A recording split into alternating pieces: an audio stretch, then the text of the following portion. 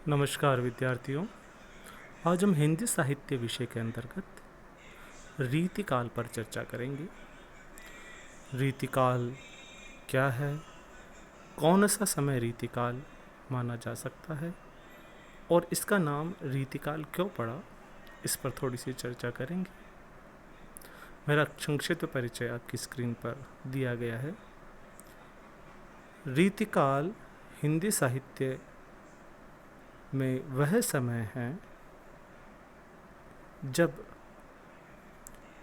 काव्यांग निरूपक ग्रंथों की रचनाएं अधिक परिमाण में, अधिक मात्रा में होने लगी। यह समय 1700 विक्रमी संवत से लेकर 1900 विक्रमी संवत माना जाता है। अगर हम इसको ईस्वी में बदलें तो लगभग 1643, डॉक्टर नगेंद्र इसको 1650 तक ले जाते हैं।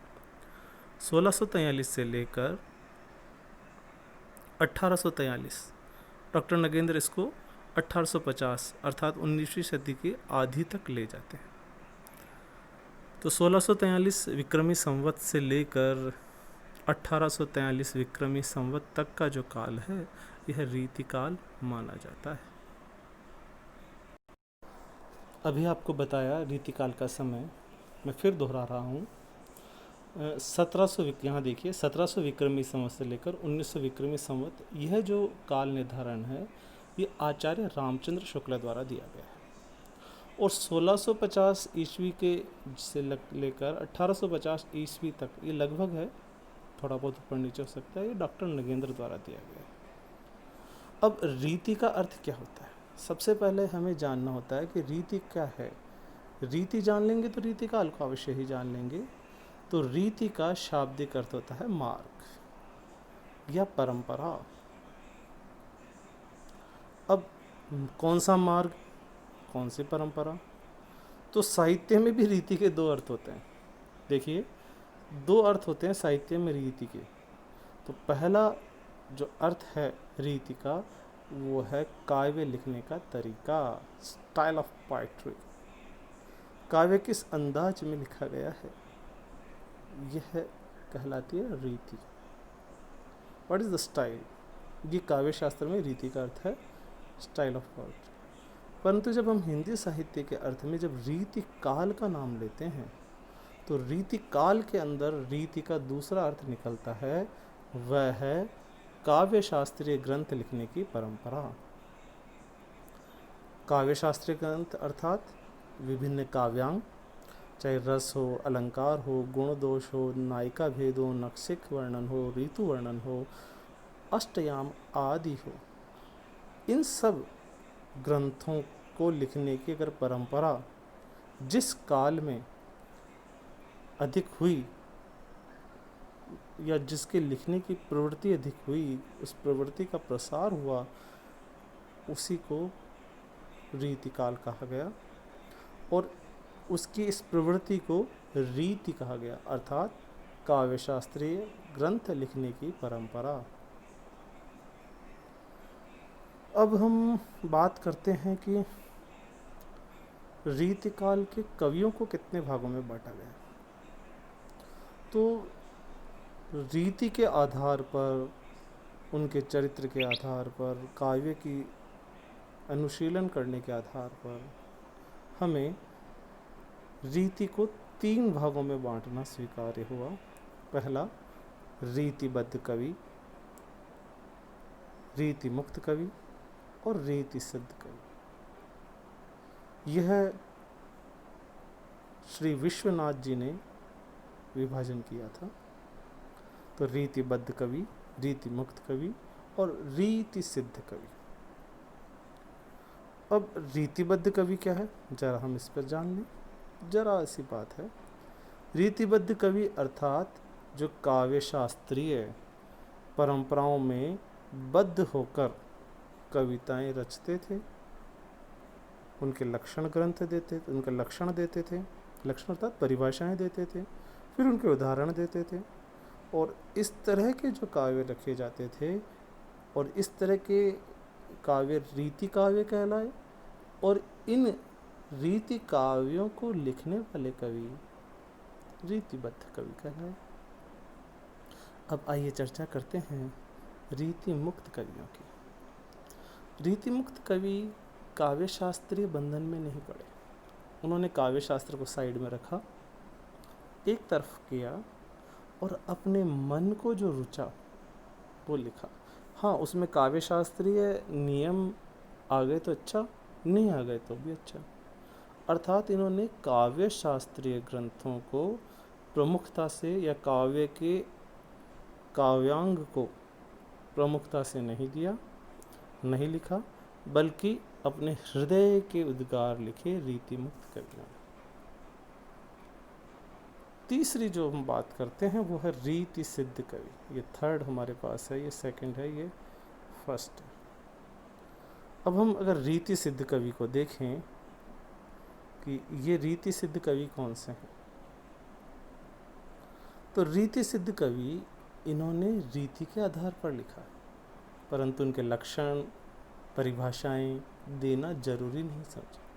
लिख सब रीति के अनुसार रहे हैं, पर परिभाषाएं लक्षण नहीं देना समझा। और इस परंपरा के प्रमुख कवि बिहारी ठहरते हैं। तो बिहारी जी को रीति सिद्ध कवि माना गया, अधिकांश विद्वानों ने स्वीकार कर लिया है। और रीति मुक्त कवि देखें कौन कौन उदाहरण है, तो घनानंद जी, बोधा जी, आलम जी, ठाकुर जी, ये रीति मुक्त कवि कहलाए। इन्होंने अपने हृदय की बात रखी। और रीति बद्ध कवि, इस काल के अधिकांश कवि रीतिबद्ध कवि थे। चिंतामणि, मतिराम, भूषण, भिकारीदास जी, ये है सब रीतिबद्ध कवि। बहुत लंबी सूची है, आप इसको देख सकते हैं। अब हम आगे पढ़ेंगे। अब इसमें एक महत्वपूर्ण प्रश्न पूछा जाता है कि इस काल के कवि जो थे वो कवि थे कि आचार्य थे। बड़ा ही शाश्वत प्रश्न था कि ये इस काल के जो है मुख्यतः कवि थे कि आचार्य थे।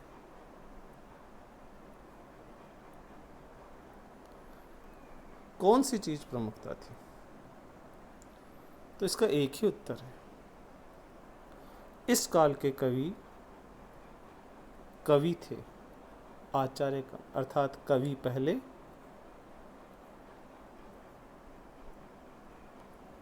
और आचार्य बाद में।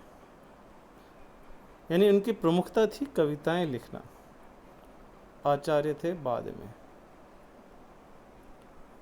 इनका काम था कविताएं लिखना।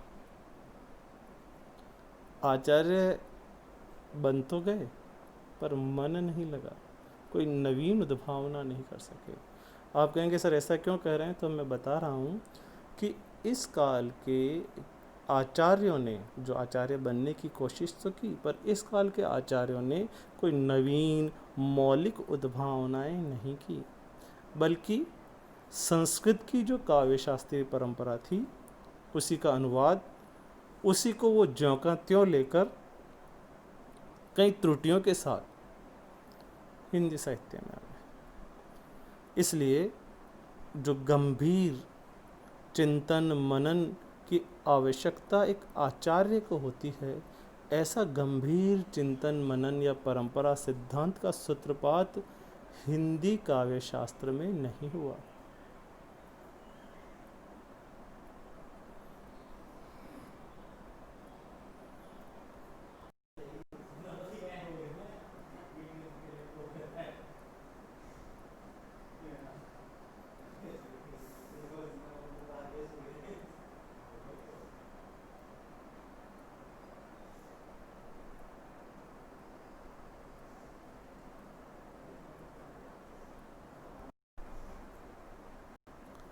आइए हम आगे बात करते हैं।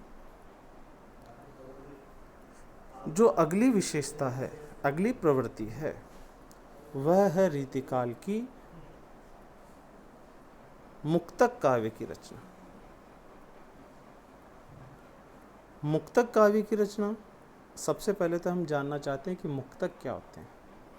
तो ध्यान रखिएगा, मुक्तक वह काव्य है जिसमें एक रचना का दूसरे रचना के साथ परस्पर कोई संबंध नहीं होता।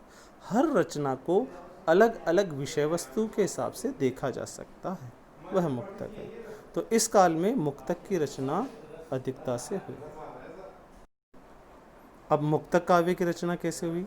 चमत्कार पैदा करने में उपयोगी हो, जैसे कवित्त, सवैया, दोहे, छप्पय, बरवे, हरिपद आदि छंदों का प्रयोग किया गया और श्रृंगार रस के लिए उपयोगी जो छंद थे उनका अधिक उपयोग किया गया। खासकर कवित्त, सवैया, दोहे इनका अधिक प्रयोग किया गया।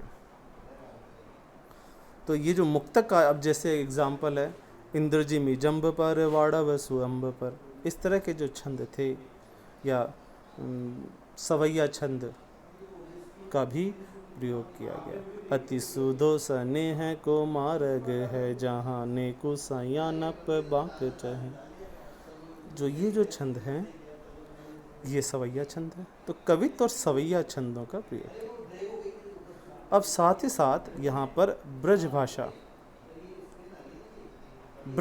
का भी प्रयोग किया गया। दूसरी भाषाओं में नहीं, ब्रज भाषा ही इस काल में साहित्य की भाषा थी। भिकारीदास ने तो अपने काव्य निर्णय नामक काव्य में लिखा है कि ब्रज भाषा हेतु ब्रजवास ही न अनुमानो, अर्थात यहाँ पर हिंदी में ब्रज भाषा ही हिंदी साहित्य की प्रमुख साहित्यिक भाषा थी। अर्थात अगर हिंदी साहित्य अगर हम कहेंगे इस काल का प्रमुख, तो वह ब्रज भाषा साहित्य ही था।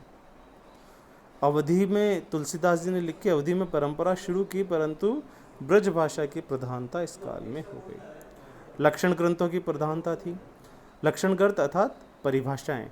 तो रीतिबद्धों ने क्या किया? सीधे लक्षण दिए और फिर उसके उदाहरण प्रस्तुत कर दिए। और रीति सिद्धों ने क्या किया? केवल उदाहरण प्रस्तुत किए। रीतिबद्ध रचना की, परंतु लक्षण ग्रंथ और लक्षण ग्रंथ नहीं लिखे, परिभाषाएं नहीं दी। अब एक और ख़ास बात है आलंबन के रूप में प्रकृति का चित्रण। जब मैं ये बात करता हूँ आलंबन के रूप में प्रकृति का चित्रण, तो ये आलंबन क्या है यह जानना जरूरी है। तो आलंबन का अर्थ होता है जिसके कारण से हमारे मन में या किसी के मन में स्थायी भाव जागृत होता है, वह आलंबन कहलाता है। तो आलंबन के रूप में प्रकृति का चित्रण किया गया, अर्थात प्रकृति को भी नायक नायिका बनाकर प्रस्तुत किया गया। इसकी ये विशेषता थी। जैसे सेनापति ने 12 मास और षड ऋतु का वर्णन किया, और कवियों ने संयोग श्रृंगार में उत्पलकारी और वियोग श्रृंगार में विदग्धकारी प्रकृति का वर्णन किया। इसमें अर्थात उत्पलकारी मतलब संयोग श्रृंगार का अगर हम उदाहरण लेते हैं तो उसमें प्रकृति बहुत ही खिलकर सामने आई है, उसका सुखद रूप सामने आया। और वियोग श्रृंगार में प्रकृति त्रास देती हुई, दुख देती हुई नजर आई। अब हम बात करते हैं अगली विशेषता, अगली प्रवृत्ति की, मनोरम अभिव्यंजना के साथ चमत्कारिक शैली, नाद सौंदर्य। इंद्रजिमी जंब पर वाड़ा वसु अम्ब पर। देखिए आवाज़ की जो ध्वनि है और वो बहुत ही सुंदर ध्वनि का आया है। एल बैल फैल खेल गगन की रेल पैल। देखिए ल का प्रयोग बहुत सुंदर से किया। तो नाद सौंदर्य का प्रयोग, दूर की कोड़ी लाना, कोई ऐसी विशेष बात कर देना कि 3 बेर खाती थी वे 3 ही बेर खाती हैं, दूर की कौड़ी है। नगन जड़ाती थी वे नगन जोड़ाती हैं। तो दूर की कौड़ी लेकर आए हैं, नाद सौंदर्य के साथ साथ दूर की कौड़ी भी लेकर आए हैं। अतिशयोक्तिपूर्ण वर्णन किया है। मुहावरे, लोकोक्ति का प्रयोग, शब्द अलंकार, अनुप्रास, यमक, श्लेष आदि का प्रयोग के द्वारा काव्य में चमत्कार उत्पन्न किया गया। चित्रात्मक वर्णन अर्थात आपकी आंखों के सामने वो उस दृश्य को सजीव कर सकते थे। कविता की दृष्टि से बहुत ही मनोरम कार्य हुआ, काव्य शास्त्र पर हुआ, परंतु बस खास बात ये रही कि इसमें कोई नवीन उद्भावना नहीं हुई। ये रीतिकाल की प्रमुख प्रवृत्तियां थी, और भी आगे हम चर्चा करेंगे।